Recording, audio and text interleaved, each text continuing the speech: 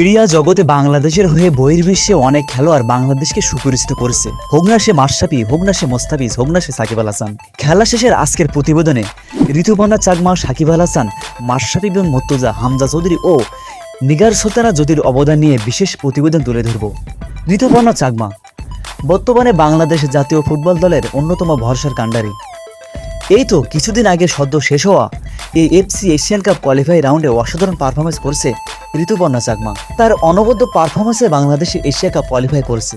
বর্তমানে ঋতুপর্ণা চাকমা ভুটানের football league পারো এফসিতে ফুটবল ক্লাবের হয়ে খেলছেন। এক অজগড়া গায়ে থেকে উঠে আসা এই ঋতুপর্ণা চাকমা। সাকিব আল হাসান বাংলাদেশ তথা বহির্বিশ্বের এক অচেনা মুখ ওই সাকিব আল হাসান। কি নেই সাকিব আল হাসানের মধ্যে?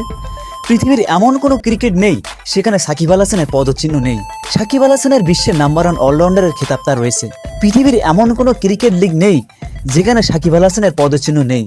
বাংলাদেশকে বহির্বিশ্বের কাছে রিপ্রেজেন্ট সাকিব আল হাসানের ভূমিকা অবিস্মরণীয়। মাশরাফি বিন মুর্তজা একের পর এক অস্ত্র প্রচার করেছেন তার পায়ে। যদি আপনি চেষ্টা কি ও কত প্রকার জানতে চান তাহলে মাশরাফি বিন মুর্তজাকে দেখেন। বাংলাদেশের সর্বকালের সেরা ক্যাপ্টেন ওই মাশরাফি বিন মুর্তজা। তারই হাত ধরে বাংলাদেশ প্রথম কোনো টুর্নামেন্ট জিতেছিল।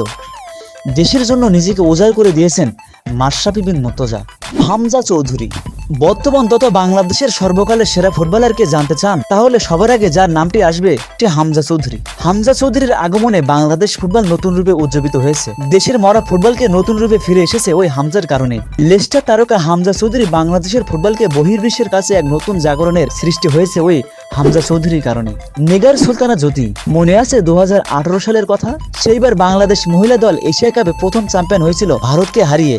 এটাই বাংলাদেশ ক্রিকেটের সবচেয়ে বড় অর্জন। তবে সেই ম্যাচে নিগার সুলতানা জ্যোতি 27 বলে 24 রান করেছিল। যদিও ম্যাচটি লো স্কোরে ছিল, তবে জ্যোতির এমন পারফরমেন্স সত্যি অবিশ্বাস্য। নিগার সুলতানা জ্যোতি বর্তমান বাংলাদেশ দলের ক্যাপ্টেন। তার হাত ধরে বাংলাদেশ সাফল্যের সঙ্গে এগিয়ে যাচ্ছে। বাংলাদেশকে বহির্বিশ্বে ও বাংলাদেশ ক্রীড়ায় কোন খেলোয়াড়ের অবদান সবচেয়ে বেশি বলে আপনি মনে করেন? কমেন্টে জানান।